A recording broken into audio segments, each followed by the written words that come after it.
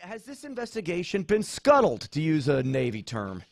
No, I really don't think it has. But I will say it does seem to be kind of taking a little bit longer than I would have anticipated. I know back in August, the investigating officer asked for and was granted an extension of time, and I want to say that extension runs out at the end of this month, but I'm not certain about that because I haven't seen that document. But do I think it's been scuttled? No, I don't. Is there any chance President Obama simply wants to whitewash this whole thing, make it go away? Bo Bergdahl will just remain, serving the United States military, and no charges will ever be filed here? It's a great question, and all we can really do about it is speculate. But I can say that it's hard to say that the administration would have been blindsided by this. In other words, they really think, like Susan Rice said, that he served with honor and distinction, and were surprised to find that, there was all this controversy surrounding how he left. We knew all that. We knew all that in 2009, and there's just no way that he, meaning President Obama, would have authorized this without knowing at least that fact. So we can speculate about what was going through his mind, but I don't think we can say, oh, well, he didn't know about this, and now he's being, trying to spin it in a way that he kind of has to do damage control. Brian, I disagree with you on here. I think this president, he is so focused in his own little bubble that I don't think that he looked at the ramifications of this. I truly believe he was blindsided by the backlash of this, and he was caught off guard. He thought he would be looked at as a hero for getting this soldier back home. I don't think he realized the backlash would be there. You could be right, but if you are right, I think there are a lot of people in the National Security Advisor's office who probably need to get fired at that point. Well, that's my other criticism of this. Yeah, and my criticism of this president has always been, I think he is insecure, and he needs to be the smartest guy in the room, and around him he is consistently and constantly hired inept people underneath him. Where a guy like George W. Bush always knew he was not the smartest guy in the room. He surrounded himself with brilliant men and women. Now, you can disagree with them or not, but they were all smart. Barack Obama has made mistake after mistake, and I don't think he has qualified people looking out for him. You could be right about that, too. Whoever came up with the line, the most transparent administration in history, I mean, that's proven, at least in my opinion, on the criminal law side, to be just absolutely ludicrous. Absolutely ludicrous. And then you just go back 2 weeks ago to we're not at war. Then they would not admit that we were at war with ISIS, and they realized that was wrong. Right, we're having to redefine what the word war means when it involves bombing people. Exactly. So as a former Navy JAG officer, do you know of the gentleman who has this investigation at his desk? Do you know anything about him? I've never met General Dahl, but I do know him by reputation, and he has a reputation of being a man of very high integrity. So I am hoping that persists and that's not poisoned by political concerns that frankly he shouldn't have. He's just a fact finder. The political decisions, whether or not to court-martial Bergdahl, what type of court-martial to have, those decisions are going to be made by somebody else. So right now the investigation ought to just come out with something that, good, bad, or ugly, just tells it like it is. Do you think that a guy like Dahl would bow to pressure from the White House if he came up with wrong findings and the White House said, no, we can't let this out? That's a good question.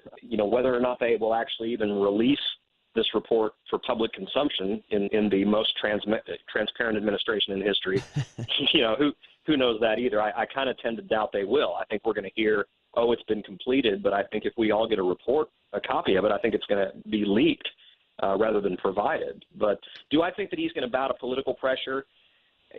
It's hard to say, but you do have to factor in the fact that he is a general.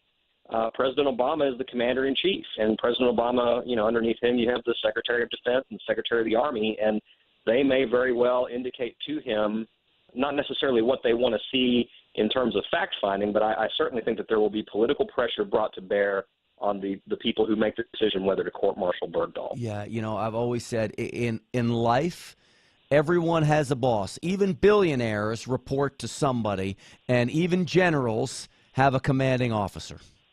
Yeah, that's true. One of the things that shines bright for me here is that Obama invited Bergdahl's parents to the Rose Garden. If he really was concerned about the backlash, does he ever even come close to inviting them to the Rose Garden?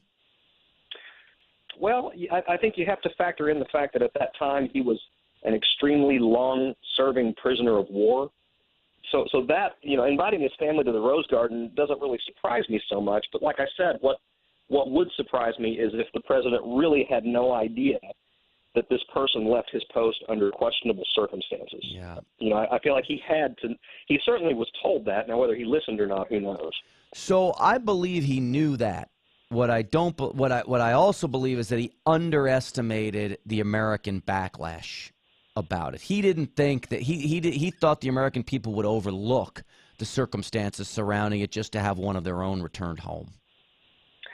That could very well be. Again, if so, that is a failure of his advisors to go to him and say, Mr. President, you need to know what the investigation in 2009 determined before we, make decisions about whether and how to bring it back. Yeah, 100%. I will say, Grant, on the other hand, even somebody who did a bad thing, as Bergdahl at least appears to have done, I will say he is still an American soldier, and a conclusion for that, or a conclusion to be drawn from that might very well be, this person deserves perhaps to be prosecuted. This person may deserve prison time, but what this person does not deserve as an American soldier is to be left behind with a group of, foul, cultish terrorists. Except if he willingly went to join that group. If he went to join that group, and that's what some people knew that.